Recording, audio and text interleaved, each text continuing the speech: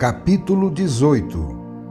O ofendido e ofensor, seus destinos. O problema da justiça e do perdão, aparentes contradições, o perdão não é injustiça, o método de pagamento de tipo sistema a cargo da lei, as vantagens do perdão para o ofendido e para o ofensor, involuído e evoluído, duas verdades e respectivos métodos de vida, a evolução sana a contradição, reconstruir, a retidão, método de defesa conforme o Evangelho. Abordemos agora o problema da justiça e do perdão. Frente a uma ofensa, o mundo faz justiça com o método da reação e punição, enquanto o Evangelho a faz com o método do perdão. O primeiro é o sistema da luta, em vigor nos planos evolutivos mais baixos, pertencentes ao antissistema, segundo o princípio separatista ali imperante. O segundo é o sistema da coordenação, que vigora nos planos evolutivos mais altos, pertencentes ao sistema, conforme o princípio unificador ali imperante. A diferença entre os dois torna-se tanto mais evidente quanto mais se desce para o antissistema, por um lado, e quanto mais se sobe para o sistema, por outro lado. Diz o Evangelho, abre aspas, vós ouvistes o que foi dito, olho por olho e dente por dente.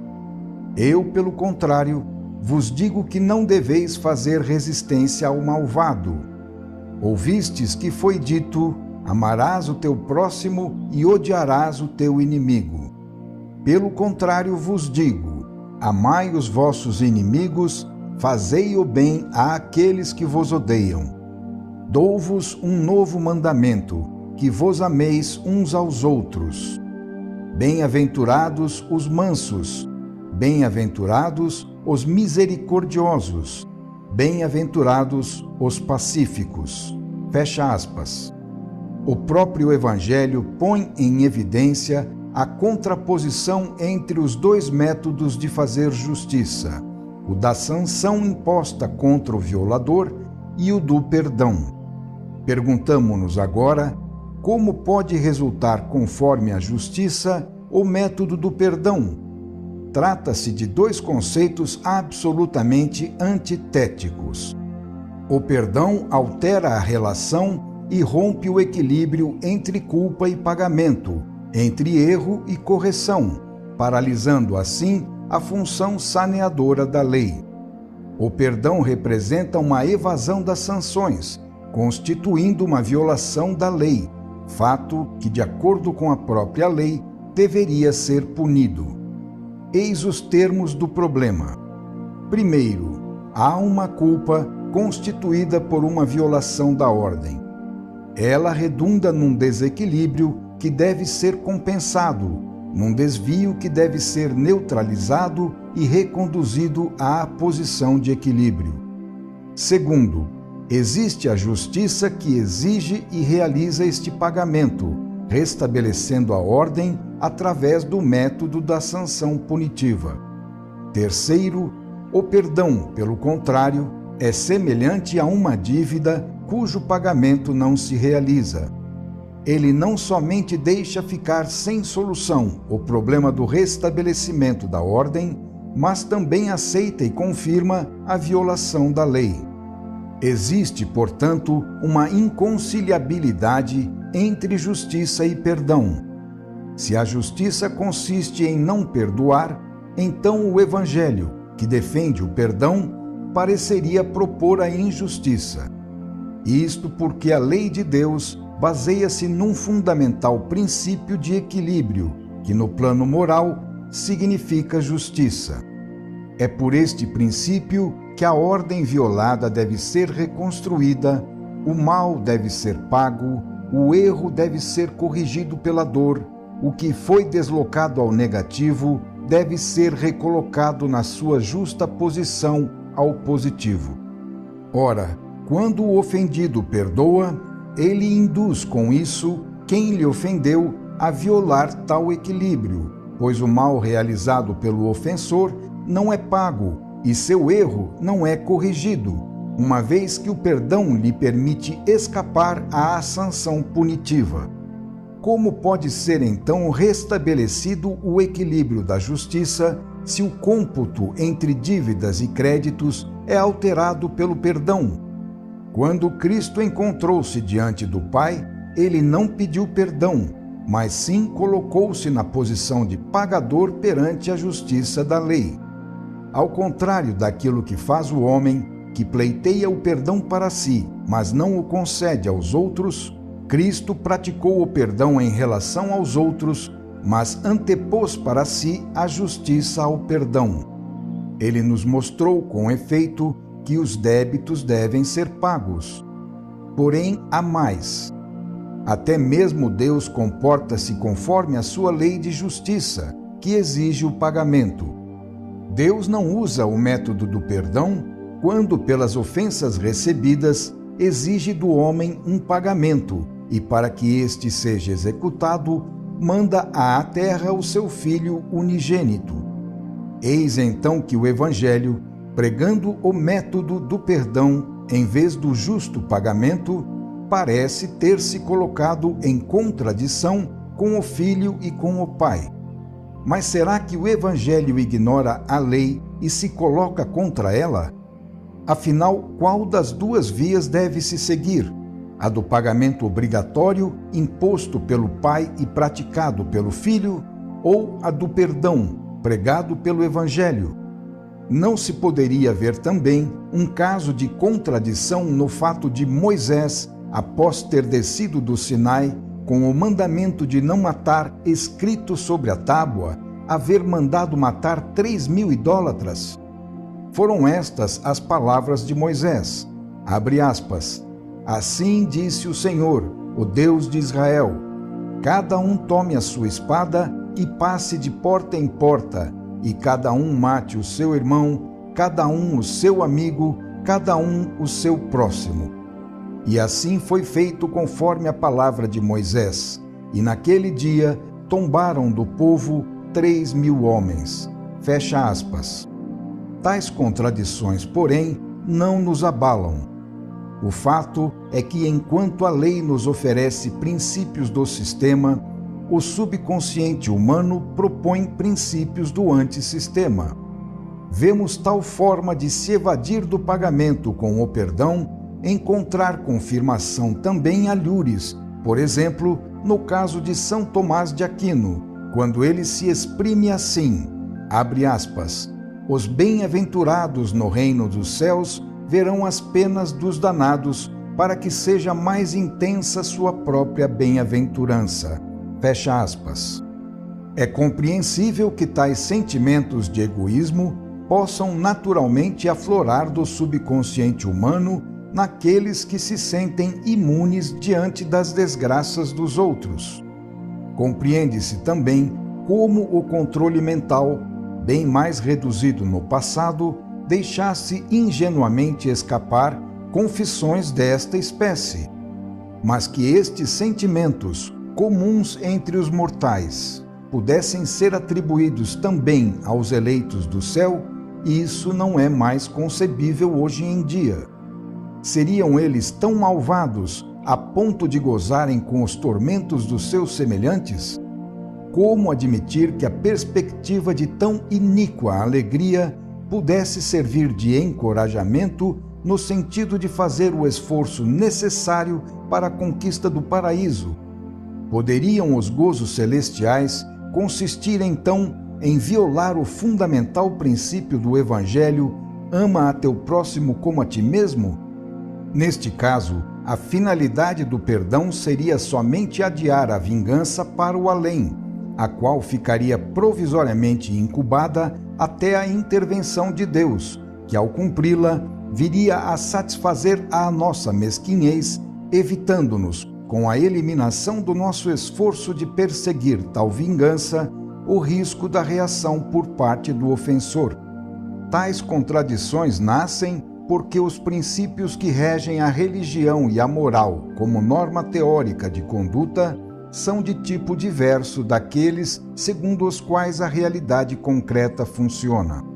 Como, porém, justifica-se que os moralistas ignorem tal contradição? Além disso, por que deveria haver antagonismo entre os dois métodos de vida? Trata-se daquela mesma situação tão frequentemente registrada no mundo, a qual consiste em dizer uma coisa e fazer outra. De um lado, temos a afirmação de altos ideais, e do outro, a presença de uma realidade mesquinha imperante na vida de cada dia. Belas e luminosas nuvens que voam no céu, enquanto na terra caminha-se sobre ásperas pedras. Belos os sonhos do espírito, mas quase sempre contrariados pelas imperiosas e massacrantes necessidades da vida. No alto resplandece a bondade e o amor, mas embaixo, no mundo, triunfa o mal e geme a dor. Quem vive feliz no paraíso não sabe, porventura, que existe também o inferno e que nele se massacram seres vivos?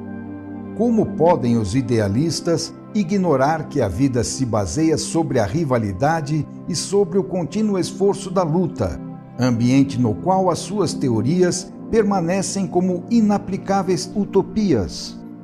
Então, se o perdão existe, o que significa e como se justifica esta sua estranha economia, tão contrastante com as leis da vida? Se a vida se comporta tão diversamente, deve existir uma razão para isso. E a realidade destas leis impõe que o mal realizado seja pago conforme a justiça. Observemos como funciona o fenômeno. Em nosso mundo, aquele pagamento pode ser obtido tanto pelo método do macho, que reage como pessoa com as suas próprias forças, sem pedir a ajuda de ninguém, como pelo método da fêmea, que, carecendo de forças, pede ajuda, confiando a sanção à justiça de Deus. O primeiro é o método positivo da reação ativa ou vingança. O segundo é um método negativo, passivo. Ambos, porém, tendem ao mesmo resultado final, que é fazer o ofensor pagar a sua culpa. No primeiro caso, temos uma reação direta e imediata. No segundo, temos uma reação indireta, reenviada no tempo a outros por delegação. Trata-se de formas diferentes para a mesma substância, que é a necessidade de pagar. Assim, o perdão evangélico, na realidade, corresponde à mesma necessidade de defesa, a qual, porém, é conseguida com um método de tipo feminino, mais condizente com os fracos, incapazes de se defenderem sozinhos. Por isso, o Evangelho é espontaneamente aplicado pelo tipo feminino, ao qual, portanto, Cristo não tinha necessidade de se dirigir para ser obedecido. Ele se dirigiu, pelo contrário, de preferência ao tipo macho, aquele que, por saber se defender sozinho, mais repele o Evangelho, embora seja quem mais necessita desta orientação para corrigir sua tendência, devido à sua natureza anárquica e egoísta, de fazer justiça por si próprio, em vez de obedecer à lei. Mas Cristo, ao mesmo tempo, a fim de ajudar os débeis, oprimidos e atribulados, que confiam a Deus sua própria defesa, mostrou-lhes que existe, todavia, uma justiça também para eles, na qual podem confiar. Podemos ver, então, como a religião, mais do que pelo tipo macho, seja seguida pelo tipo fêmea, que nela encontra a proteção da qual tem necessidade. Em primeiro lugar está a defesa para a sobrevivência. Esta é a realidade da vida, cuja economia está bem longe daquela do perdão. Trata-se de um fato, e para superá-lo, não adianta ignorá-lo ou desprezá-lo, como se não existisse. Na prática, ele constitui o que é norma neste mundo. Se o Evangelho afirma o contrário, significa isso, porventura, que aquela regra esteja errada ou seja má? Mas como pode a vida ser assim, se ela é regulada por leis que coincidem com a própria vontade de Deus? Procuremos compreender. A contradição nasce do mal entendido, pelo qual se acredita que se o perdão faz desaparecer a sanção visível e imediata, então não existe pagamento e que, por isso, ocorre a injustiça do não pagamento. As referidas objeções têm origem no fato de se pensar que o perdão signifique uma subtração à justiça com o não pagamento, quando, na verdade, trata-se de um diverso e mais perfeito modo de pagamento, pelo qual nos mantemos sempre dentro da ordem da justiça, que permanece inviolada. Eis que o método do perdão representa, então, um ato não contra a justiça, mas sim de acordo com ela, para que ela funcione de um modo ainda melhor. Fiquem tranquilos os que veem no perdão uma impunidade do ofensor e, com isso, uma evasão à justiça da lei. Isso não pode acontecer, pois a lei é inviolável. Perguntamos então, qual é a técnica segundo a qual se verifica este fenômeno? A função de fazer justiça da maneira mais segura, adequada e completa implica a presença de outros elementos, que não são apenas aqueles usados para executá-la de forma simplista, pelo único método da sanção punitiva. Além desta finalidade, a lei quer alcançar outras paralelas. O trabalho é complexo, exigindo uma sapiência que o sujeito normal não possui. Daí a necessidade, em primeiro lugar, de lhe tirar das mãos a função de justiceiro. Por isso ele deve se pôr de lado e deixar a lei trabalhar. Então ela só lhe pede que perdoe e se coloque fora do fenômeno, cuja direção de desenvolvimento somente pode ser confiada à lei. E quem compreendeu como a lei funciona, bem sabe que ela pode fazê-lo. Observemos primeiro aquilo que se dá com o indivíduo ofendido. Com o perdão, ele confia a reação à justiça da lei e, assim, liberta-se de qualquer vínculo com o ofensor, o qual, deste momento em diante, fica entregue à lei. Mas o ofensor não vai embora, como pode parecer, livre de sanções, sem pagar, pois entra na engrenagem das consequências dos atos que praticou. O ofendido, pelo contrário, com o perdão, retraindo-se da luta, encerrou de imediato a conta e não entra nesta engrenagem de pagamentos. O caso para ele está liquidado. Na balança da justiça da lei, ele colocou o seu perdão, o que significa um crédito em sua vantagem. Relembremos que a lei funciona para todos os indivíduos, seja qual for o lugar onde eles estejam. Eis então que o poder do indivíduo não depende da sua potência terrena frente ao ofensor, mas sim da sua posição perante a justiça da lei. Trata-se de uma técnica de defesa completamente diferente daquela que o mundo segue. Substitui-se a conta individual entre ofensor e ofendido pela conta entre o indivíduo e a lei de Deus. O primeiro é o método separatista e caótico do antissistema, no qual o ser está sozinho contra todos, não tendo em sua defesa senão suas forças, numa posição de contínua violação, injustiça e endividamento perante a lei. O outro é o método orgânico do sistema, feito de ordem, no qual o sujeito unificou-se com as forças da lei, que ele, portanto, possui para sua defesa. Em tal posição, o indivíduo torna-se parte de um todo, no qual ele se completa e se potencializa, dado que as forças da lei, atraídas por afinidade, acorrem em proteção de quem se move em sintonia com elas. Isto porque a lei defende a si própria quando defende aquele que, por lhe obedecer, fundiu-se com ela e dela tornou-se um elemento constitutivo. Eis que a vantagem do método do perdão está em nos colocar na ordem do sistema, ao invés de na desordem do antissistema, com todas as consequências que derivam disso. Eis o significado e o grande valor utilitário da atitude proposta pelo Evangelho, que nos quer colocar numa posição de inocência e, portanto, de segurança na ordem, condição esta que o desequilibrado sistema de luta, no qual se baseia o antissistema, jamais poderia garantir. É evidente que as forças do indivíduo, por mais potente que ele seja, nunca poderão sustentá-lo e protegê-lo, como podem, pelo contrário, aquelas com as quais ele conta quando consegue se integrar no grande organismo do todo.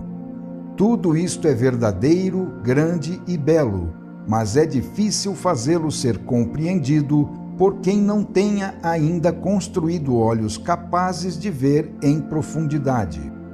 Os dois termos do problema são ofendido e ofensor. Estamos observando os destinos de cada um dos dois. A preocupação do Evangelho é libertar o ofendido das consequências de uma sua reação pessoal que o liga ao ofensor, iniciando com este o cômputo entre débito e crédito. Por via de regra, tem-se pressa em fazer por si próprio a justiça, pois ao julgar o fenômeno, o homem míope engana-se, enxergando apenas os efeitos imediatos ou em curto prazo, enquanto não vê os efeitos longínquos em longo prazo, nos quais a justiça se cumpre. Acontece, com efeito, que a imediata reação pessoal provoca uma contra-reação, e assim sucessivamente ao infinito. Ocorre o mesmo com as guerras, todas projetadas para chegarem a uma vitória definitiva, enquanto na realidade nada mais se alcança senão um perpétuo estado de guerra, no qual cada uma delas sempre surge para castigar a injustiça da outra. O Evangelho tenciona resolver este problema, quebrando o elo inicial da cadeia de ações e reações que imediatamente se estabelece quando se usa o método da força. Naturalmente, o Evangelho, como já vimos, fala aos fortes, cuja tendência é usar tal método, e não aos fracos, que pelo fato de não terem força para reagir, não precisam receber conselhos de moderação. Mas, se os fracos forem justos, a lei defenderá neles o próprio princípio da justiça. Quando o ofendido encontra-se nestas condições, o ofensor não mais se encontra perante apenas um homem, mas também perante a lei, que exige justiça. Isso implica uma grande disparidade de condições entre o ofensor e o ofendido, mesmo se o primeiro, quando forte e astuto, pode se subtrair à reação do ofendido. Então, quando o ofendido perdoa, entregando sua proteção e defesa à lei, não há mais salvação para o ofensor. Para o ofensor, contudo, também constitui uma vantagem o fato de cair, mesmo que seja à força, em poder da lei, cuja reação é diferente daquela do ofendido. Obedecendo a um impulso de defesa ou de vingança, o ofendido apenas desabafa a sua raiva, o que não vence o mal, mas sim o aumenta, porque à violência do ofensor acrescenta-se a do ofendido, aumentando assim a desordem em vez de eliminá-la. O escopo da lei, pelo contrário, é reconstruir a ordem e fazer a justiça, educando o ofensor para, mediante a sua correção, salvá-lo, constrangendo-o a reingressar no justo caminho. Ora, semelhante trabalho não pode ser confiado ao homem, mas somente à lei, que possui a sapiência necessária para poder executá-lo.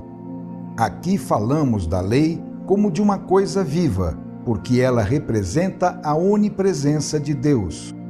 O método de vida em nosso mundo é completamente diverso daquele proposto pelo Evangelho.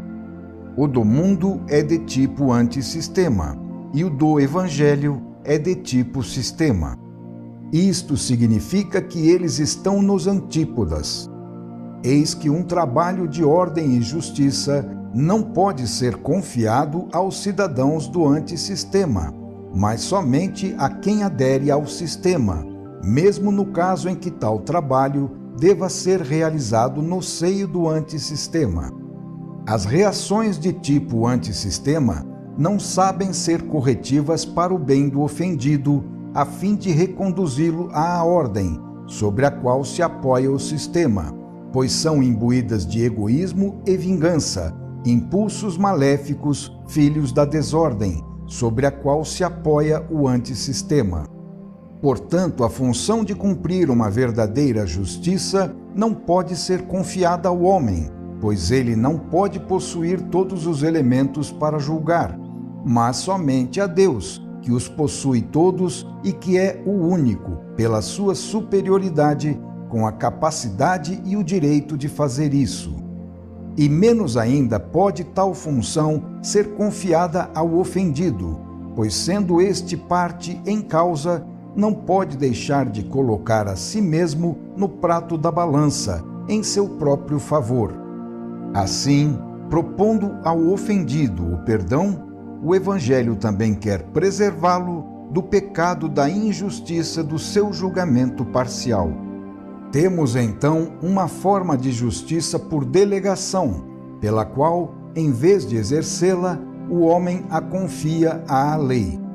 Outra maneira não há, se quisermos uma verdadeira justiça. Para quem vive no antissistema, não há outra salvação a não ser apoiar-se no sistema e aplicar seus respectivos métodos. Foi isto que Cristo quis fazer, pregando a aplicação da lei do Pai neste mundo.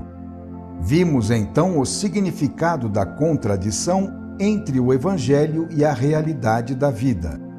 Trata-se de duas verdades, cada uma relativa a um diferente nível evolutivo, sendo que ambas, em relação ao seu próprio ponto de referência, são verdadeiras. No entanto, o ponto de referência do Evangelho é a lei, o mais alto termo do conhecimento, constituindo aquilo que para Cristo é o Pai e para nós todos é o sistema. Já para o homem, o ponto de referência é, pelo contrário, o seu mundo, situado muito mais embaixo no antissistema. É natural que de tal condição derivem dois opostos métodos de vida. Estas duas verdades e seus respectivos métodos de vida podem ser vistos na Terra, representados por dois tipos opostos, cada um expressando a sua verdade parcial em contradição com a do outro. O primeiro é o verdadeiro involuído, movido pelos instintos mais baixos de nível animal. Trata-se de um ser imaturo que se encontra atrasado em relação ao grau de evolução alcançado pela atual sociedade humana, apesar de se encontrar em seu lugar em relação à sociedade mais selvagem dos séculos passados. O segundo é o evoluído, honesto, compreensivo, pacífico. Trata-se de um ser que, tendo atingido a maturidade plena antecipadamente, encontra-se assim deslocado à frente em relação ao grau de evolução alcançado pela nossa sociedade, mas que certamente encontra-se no seu devido lugar em relação à sociedade mais civilizada dos séculos futuros. Trata-se de dois extremos, ambos fora de série, um por falta e outro por excesso de adiantamento. As massas, situadas na metade do caminho, formam o grosso exército em marcha ascensional. Situados num tal ambiente de nível médio, ambos os tipos são marginalizados. O primeiro deles acaba na prisão. O segundo é isolado como sonhador utopista, fora da realidade, sendo ele de fato assim em relação ao tipo comum neste mundo. No entanto, perante a lei, a posição do evoluído é diferente. Enquanto o involuído é por ela canalizado à força, através da dura, mas salutar estrada do ressarcimento, sendo, embora à força, impelido para a frente, com a técnica trifásica explicada por nós no volume A Técnica Funcional da Lei de Deus, o evoluído, ao contrário, é secundado no seu esforço ascensional pela lei, que o ajuda, mesmo quando ele, apesar de querer, não sabe nem pode fazer mais. Eis que compreendemos agora a razão que explica a aparente contradição entre as duas verdades opostas, problema que antes nos parecia insolúvel. Tal contradição, porém, não é apenas explicável, mas também sanável.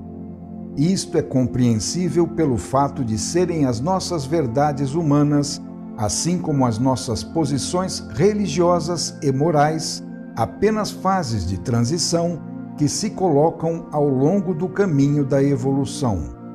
Elas fazem parte de um processo de transformação cuja função é tornar sempre mais verdadeiro e atual na Terra o ideal, que soa utopia no presente. É com tal orientação que se compreende a verdade do Evangelho. Ele é uma ponte lançada pela vida em direção a um estado futuro, até agora em fase de tentativa de realização, contra o qual ainda resistem as leis biológicas de um nível mais involuído, mas em relação ao qual, apesar de lentamente, elas vão cedendo, já introduzindo e assimilando o novo modelo em suas entranhas. É por isso que as duas opostas verdades, a do Evangelho e a do mundo, poderão um dia coincidir. Eis aqui racionalmente reconhecida a função biológica de Cristo e da sua doutrina. O nosso momento histórico está todo empenhado no trabalho de destruir o que é velho. Mas sempre que se executa tal operação cirúrgica, corre-se o risco de matar o doente, enquanto o escopo dela deve ser curá-lo e fazê-lo continuar a viver, ou pelo menos salvar o salvável. A operação empreendida pela ciência materialista ficou pela metade, parando na fase destrutiva. Mas ela há de ser levada a termo até o fundo, o que significa chegar à fase reconstrutiva, pois é esta a sua verdadeira finalidade. Esta segunda parte, que ainda não vemos realizada, é aquela que tentamos aqui levar a cabo. O resultado final disto não será a demolição do Evangelho, mas sim a própria confirmação dele, não apenas em termos fideístas como no passado, mas também de maneira racional e positiva, como exige a mente moderna, se quisermos que tal doutrina seja aceita.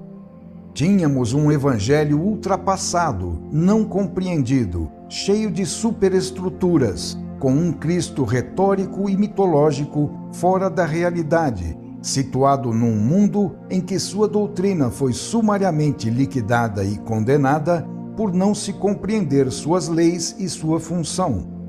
Quisemos, então, fazer do Evangelho algo atual e assimilável, com um Cristo vivo e presente entre nós, situado na realidade de nossos tempos, a fim de levar à frente e redimir o nosso mundo na forma necessária à mente moderna e ao atual momento histórico. Antes de abandonarmos este assunto, queremos insistir no esclarecimento de um ponto que, para o homem habituado a um regime de luta, parece-nos o mais difícil de compreender.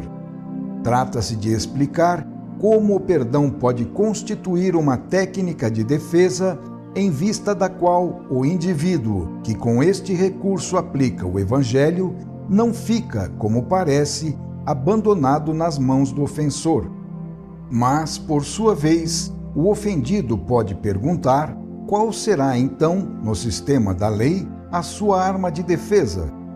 A resposta é que, embora isto possa parecer estranho, tal arma não é a força nem a astúcia, mas sim a retidão. Vamos procurar compreender de que modo pode ser verdadeira tão estranha afirmação. O universo, desde o plano físico ao espiritual, é um sistema orgânico, dirigido por um princípio de ordem, o qual vamos realizando sempre mais à medida que evoluímos. O evoluído, sendo mais avançado, enxerta-se no aspecto orgânico do todo, seguindo deste o princípio ordenador. Assim, ele funciona dentro do organismo universal conforme as normas da lei, harmonizando-se com ela e integrando-se ao todo como elemento disciplinado. O involuído, sendo mais atrasado, enxerta-se, pelo contrário, no aspecto caótico do todo e segue seu próprio impulso individual separatista, que representa o princípio oposto, feito de revolta e de desordem. Assim, o involuído, dentro do todo organicamente dirigido, funciona em posição de isolamento e rebeldia, agindo no sentido anti-lei como indisciplinado fomentador de desordem. Decorre disso que todo indivíduo, embora permaneça sempre no seio do mesmo universo, assume posições diferentes conforme o nível no qual ele vive, o do evoluído ou o do involuído. O evoluído existe em função do centro, em torno do qual ele gravita. O involuído se faz periférico, pretendendo com isso ser ele próprio o centro. O evoluído é feito de harmonia, é afirmativo e personifica a aplicação da lei. O involuído é feito de contrastes, é contestador e pretende subrogar a lei pelo seu próprio eu. Da diversidade destas duas posições depende todo o resto, acarretando métodos de vida diversos, em função dos quais nos servimos de instrumentos diferentes na técnica de defesa. Na posição do evoluído, o sujeito vive num campo de forças que se somam, porque convergem para a mesma direção. Na posição do involuído, ele vive num campo de forças contrárias que se elidem e divergem em todas as direções, dispersando-se. Eis então que a arma usada pelo involuído para se defender, sendo ele um rebelde anti-ordem, permanece confinada, não indo além de seu âmbito pessoal. Assim, o involuído nega e vai contra a lei, que então se coloca contra ele, renegando-o, repelindo-o e o deixando só. O evoluído, pelo contrário, adere à lei. É lógico, então, que a lei vá ao seu encontro. Assim, ela o incorpora e o torna coparticipante dos recursos que ela dispõe. E não poderia ser de outro modo. Dessa maneira, quem segue o princípio do caos, em oposição ao princípio de ordem, só poderá ser repelido e acabar isolado, ficando abandonado a si próprio no caos. Eis porque é necessária a retidão. Eis porque ela pode constituir uma arma de defesa para o ser humanamente indefeso, que aplica o Evangelho e o princípio do perdão. Quem faz isto insere-se na organicidade do todo, nela encontrando sua força e defesa. Só quem vive em sentido orgânico pode fruir de tais benefícios, os quais decorrem precisamente do fato de se observar uma justa regra de conduta, condição fundamental para poder pertencer àquele organismo. Está aqui explicado por que o enquadrar-se na ordem pode constituir uma arma de defesa para sobreviver e para avançar. Esta é uma arma muito mais poderosa do que todas as outras humanas, porque ela faz parte do organismo do todo, do qual não pode dispor quem segue apenas a economia do mundo. É necessário compreender que o homem evangélico, mesmo quando materialmente situado no antissistema, vive conforme o sistema. Isto significa assumir uma posição oposta àquela egocêntrica e separatista, vivendo organicamente em função de todos os elementos do seu tipo, espiritualmente ligado a uma coletividade de mais alto nível evolutivo, da qual ele faz parte. Nasce desse fato, para o evoluído, uma relação de reciprocidade com a lei, condição na qual ele, embora esteja carregado de deveres que o involuído repele, encontra-se repleto de direitos dos quais o involuído não goza. O homem evangélico não vive isolado, mas sim em função do todo, razão pela qual ele é também um momento do todo, fato que a vida tem em conta. Assim, ele goza da defesa inerente a quem pertence a uma coletividade, em relação à qual ele deve, em troca, assumir seus respectivos deveres. Ter consciência da organicidade do todo e viver nela inserido, numa rede de intercâmbios sem atritos, compreendendo os outros elementos e fundindo-se em comunhão com todos para com eles colaborar, significa tornar-se grande e forte como todo o organismo, ao qual assim se ajuda a construir e do qual se faz parte. Então a nossa vida dilata-se, tornando-se imensa, porque ela é a vida do todo e a vida do todo é a nossa vida.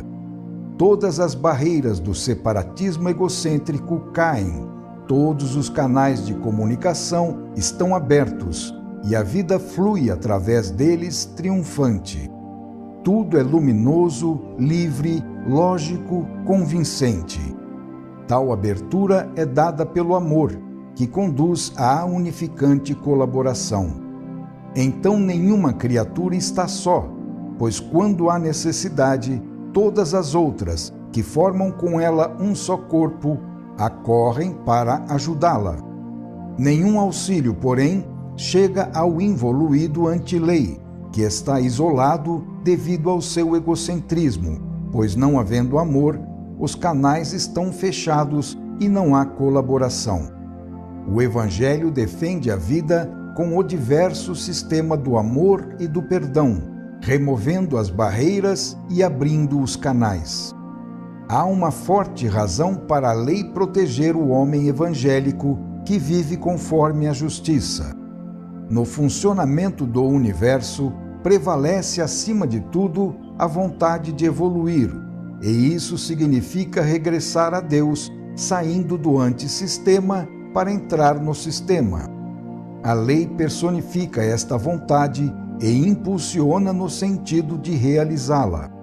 Ela se dirige então ao involuído, tratando-o com o chicote da dor e o fazendo pagar seus próprios erros para que aprenda e com isso evolua. Por outro lado, ela também se dirige ao evoluído, mas para ajudá-lo a superar as dificuldades, encorajando-o assim a subir através de seus próprios esforços. A finalidade é sempre evoluir. No primeiro caso, o estímulo é ao negativo, assumindo a forma de reação e pressão. No segundo caso, o estímulo converte-se em convite e atração. Desse modo, o involuído se vê fatalmente constrangido, devido à sua conduta anti-lei, a se precipitar na engrenagem dos ressarcimentos, sanção da qual está isento quem segue o sistema da retidão. Assim, o evoluído, graças à sua conduta pró-lei, é por ela secundado, porque ele a ajuda no seu impulso fundamental, que é no sentido de fazer evoluir. O resultado prático dessa técnica funcional da lei está no fato de que o fator retidão, ainda que o nosso mundo lhe atribua um valor relativo, embora o exalte com palavras, é importantíssimo para a defesa e para o bem do indivíduo.